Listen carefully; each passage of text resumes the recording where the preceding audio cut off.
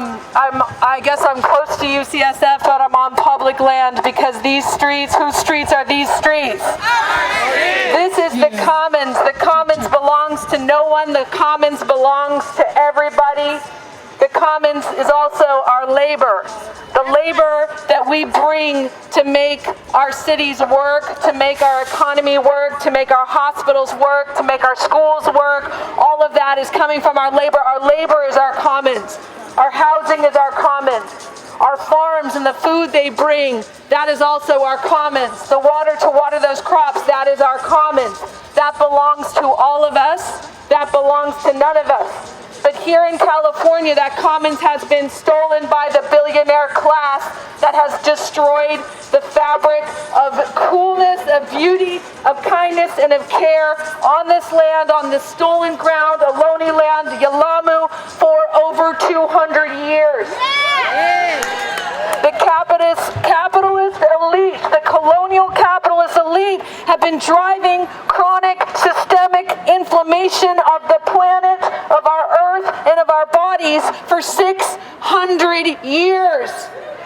I just got back from Ireland when I was talking with farmers out there and doctors out there, and they have been pulling themselves out of this disgusting reality of being oppressed and ground down by the colonial capitalist mindset, by the structures. So even though the Brits left Ireland, their systems are still in place. Their landlords are still in place. Their finance systems are still in place. What we need is a revolution from the ground up, from the workers, from the children, from the elders, from the earth herself, to say we can no longer take this kind of violence because we can't breathe. We can't live. We need a general strike. We need to shut it down. I just got a notice on my 50th birthday on Monday from the Chancellor of UCSF that he agrees with the recommendation of a so-called faculty investigation committee to fire me and censure me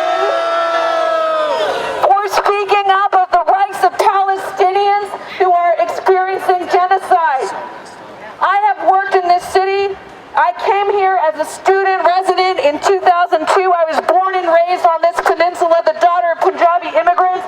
I serve all people here in the Bay Area.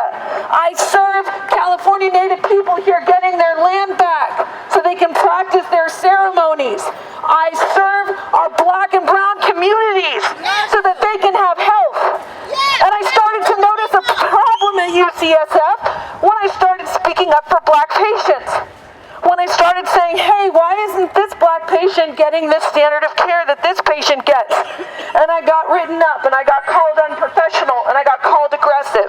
And then I started saying, why isn't this black mama here getting the cardiac catheterization that is indicated right now? What's going on?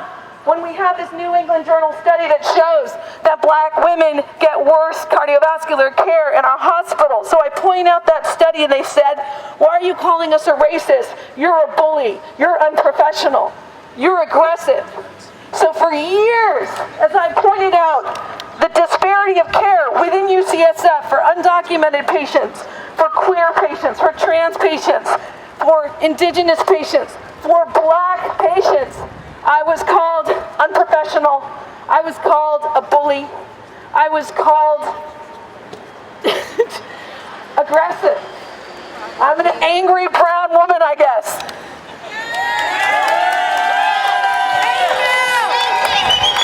And so in October 2023, when I started to lay out my expertise of studying how settler colonialism and racial capitalism create poor health outcomes, and I start sharing that online to educate the people. Hey, what we're seeing happening here in Israel, in Palestine, this is the same thing that happened here in California. And I know that because I'm a scholar, I study it. For 25 years I've studied this. And as I started to put this language out, I started to get attacked. I started to get called in. I started to get put under investigation. As I clarified my concerns and students' concerns about former IDF people on campus, Former IDF dean at Columbia, Mahmoud Khalil, disappeared.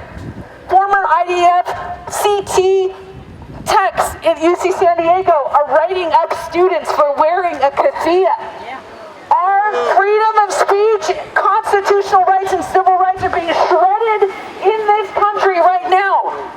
And what's happening to me is being driven by white people weaponizing the wins we got from the civil rights movement, weaponizing Title VI to shut my voice down as I'm speaking up for doctors being tortured to death in Gaza. It's crazy. We cannot stop this by voting. This situation is terminal. What we're witnessing is the descent into full-blown authoritarianism in the United States. The only way this is going to change is through mass worker labor movements. Strike, strike, strike, strike, strike, strike, strike, strike, strike, strike, strike, strike.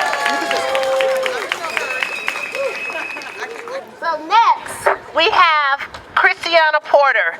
For you guys who have not heard of her, she was walking on 2nd and Gary Street, and she was in the crosswalk, and she was arrested and harmed by the SFPD for walking while black and doing nothing illegally.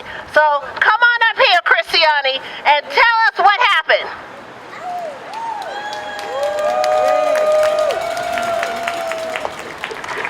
Thank you guys. Good afternoon. Thank you. I say good afternoon, everybody.